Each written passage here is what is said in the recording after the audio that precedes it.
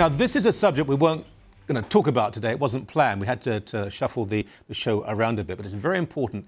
I received some emails last night, I can't tell you where they came from, of somebody who had, in a way, infiltrated, found out information secretly about a meeting that took place that seemed to be a group trying to work out ways, planning ways to silence those who objected to Islamic fundamentalism and the move to introduce Sharia law. Now, there's always going to be groups like that, but some of the people who were there, you're going to be very surprised indeed. Tarek Fatah joins us frequently on issues like this. He's a wonderful warrior in these areas. This took place at the end of July? Yes, and it was hosted by the North American Muslim Foundation that started years ago, decades ago, as a charity to fund money, raise money for orphans in India. Right. Since then, the founder is dead. It was taken over by another group of people whose primary aim is to pursue polishing up Sharia law and Islamism into a very sort of a presentable way. Mm-hmm. These are young people, very, very hostile to Western civilization in terms of women's rights, gay rights, equality, separation of religion and state. And they have allied themselves with the left in that area. They're Scarborough-based. Scarborough, Ontario. Scarborough, Ontario. And they had speakers who, the most prominent of them, represented CARE, which is the Council of American Islamic Relations, right, labeled by the U.S. Justice Department as unindicted co-conspirators right, in the Texas terror trial, in which all the accused were convicted on all counts. Right.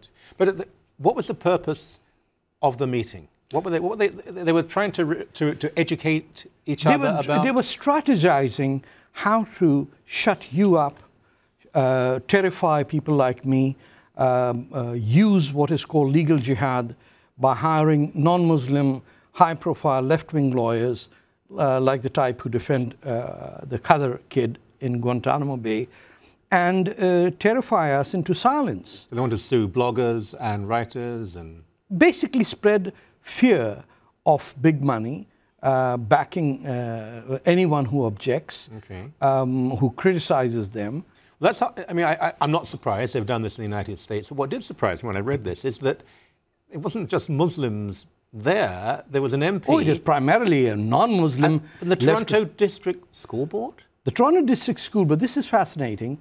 They're the same Toronto District School Board that has facilitated turning into one of our public schools in contradiction and contravention of Ontario Education Act, put a mosque inside the school. There's a wonderful piece written in the Toronto Life magazine on this issue of how young girls are being bullied around by women, and Muslims are being forced to adhere to a notion of which type of Islam right, is right and what is wrong. So that the publicly funded school board that educates most of the kids in... You would hope so. Well, you'd hope so. They sent along representatives to speak? Yes, they were there to say how they will help this group fight Islamophobia. And so Muslims like me don't count for the TDSB. My children who went through the TDSB don't count. The TDSB, the Toronto District School Board, seems to be looking for a specific group of Muslims who, quote unquote, look like Muslims. And this is the racism of lower expectations, including the school trustee of that area, who fully supports this group, including the Minister of Education, mm-hmm, the previous Minister of Education, the Member of Provincial Parliament from there. There was an MP there too. The MP sent a letter of support. I see. A letter of support. Letter of support that was read out, and she's the NDP MP from the riding of Scarborough Rouge River. You know, young woman elected in the latent wave that swept so many. It may well be that she was told it was a group of Muslims meeting together to fight racism, so she sent along a letter. She may not have been fully aware. And she might not be, but as soon as you throw in a few people with beards and hijab, even the dumbest politician or statesman simply says, I'd like to reach out. Mm. I mean, the Toronto District School Board, if this had been a group, I don't know, of extreme conservative Christians, fundamentalist Christians, would the school board have sent along someone to show their support and speak? And Richard Warman was there too? Well, that's the lawyer who excels in silencing people with threats of lawsuits. I hear that he has a reputation, and he was presented to the audience as a lawyer who knows how to shut up people. That's how they presented him? Well, his reputation in the conversations that were going on that list was that he can shut up. Well, I'm sure he would say that he has taken on various racist organizations and exposed yes, them, but it's a very controversial point. There are many it's not a question. This is Muslim versus Muslim. This is a fight for the soul of Islam and the Muslim community. And the TDSB has decided to go after the most homophobic, the most misogynist, the most medieval aspect of our community, and said we bank our support behind those people who will put women at the back of the bus.